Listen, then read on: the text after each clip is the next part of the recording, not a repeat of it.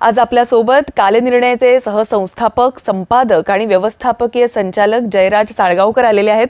Sir, खूप खूप स्वागत आपलं जय महाराष्ट्रमध्ये.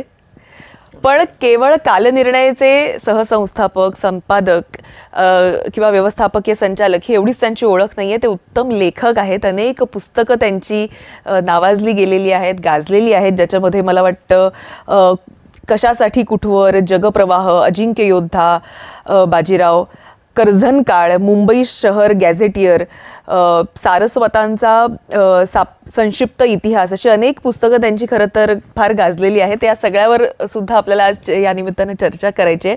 पण सर, सगळ्यात महत्त्वाचं म्हणजे आता 2025 हे सरतंय आणि 2026कडे आपण प्रस्थान करतोय. कसं पाहता 2026कडे येणाऱ्या आणि आता सरत्या 2025कडे? खूप आशादायी वाटतं वगैरे असं मी काही सांगणार नाही, कारण मला तर खूप भीतीदायक वाटतंय जे काय होत आहे ते जगभर, भारतात नव्हे. की ट्रम्प यांचा जो भारताविषयीचा दृष्टिकोन आहे त्यानुसार ट्रेडवर जी पडणारी बंधनं आहेत, आता नोव्हेंबर झाला तरी होत असलेला जो पाऊस आहे आणि त्यामुळे अर्थात बाजारात लोक खूप गाड्या खरेदी करतायत, घर खरेदी करतायत, असं एक चित्र दिसत असलं तरी त्यामागे एक भयाची सावली मला दिसते की हे जर का कोसळून पडलं तर काय होईल.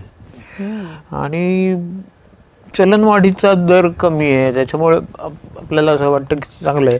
पण तो किती दिवस, होलसेल प्राइस इंडेक्स किती दिवस राहील, याची एक अर्थशास्त्राचा विद्यार्थी म्हणून मला थोडी भीती वाटते.